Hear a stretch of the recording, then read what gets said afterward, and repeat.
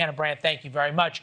Mike Wagenheim, correspondent for the Jewish News Syndicate, is with us. It's good talking to you. I appreciate this. Do we fully understand the Donald Trump, Benjamin Netanyahu relationship? In the past 9 days, it seems to have coalesced into almost a partnership of an alliance now between the United States and Israel. Israel was always famous for saying we never ask for anyone else to do our dirty work for us. We just want support and weapons and everything else. This is a step we've never really seen before, is it?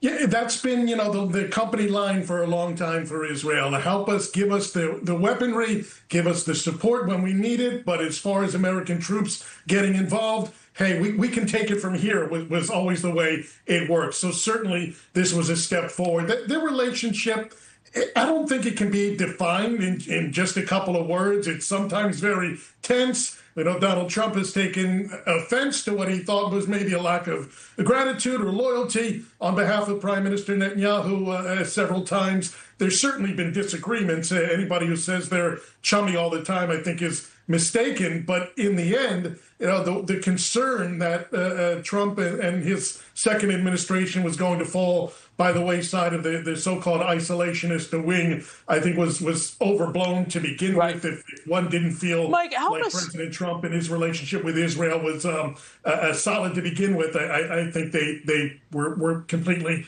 mistaken from day one. Yeah, nothing is more alluring than success, right? And success has many fathers, failure has none. But how did we go from 9 days ago when Israel first attacked Iran, and we spent many hours on air waiting for a response from the administration, and it was a very milquetoast statement from Marco Rubio saying we had nothing to do with this, and basically, we're out of this. Please don't attack American troops. That was what we heard from the administration. To now, 9 days later, American B-2 bombers taking out Iran's nuclear facility, which is something the Israelis have been talking about for 20 years.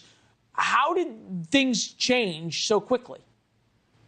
You're right. The initial statement from Secretary / National Security Advisor / a few other things, Marco Rubio, was quite tepid and certainly didn't give the kind of backing that one would have presumed or one would have liked if you're an Israel supporter. So how did we go from that to this today? I think a lot of conversations with the president. I think a lot of information flowing his way. I think that the president was open to different views. We saw behind him tonight J.D. Vance, who, for all we hear, wasn't in favor of these strikes. Pete Hegseth, I think, was on the fence for much of the time, but, was at least swayable. I think Rubio's the only one that really has a history of, being a hawk when it comes to Iran amongst those three particulars that were the principals in the room tonight, along with Dan Kane.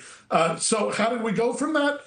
I think Trump doesn't like being perceived as if he's back on his heels. I don't think he likes being perceived as somebody who can be pushed away from a particular decision. I think that was part of it.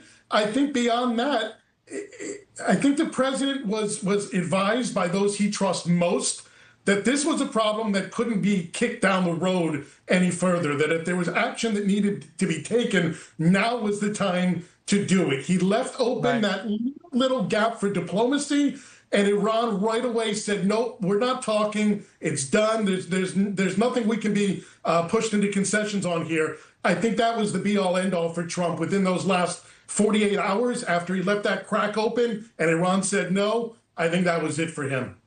Yeah, he doesn't like the appearance of being played, and I think it seemed as though when the Iranians said Israel has to stop any kind of attacks before we'll even talk, that probably sealed the deal. We'll find out later. Mike, excellent.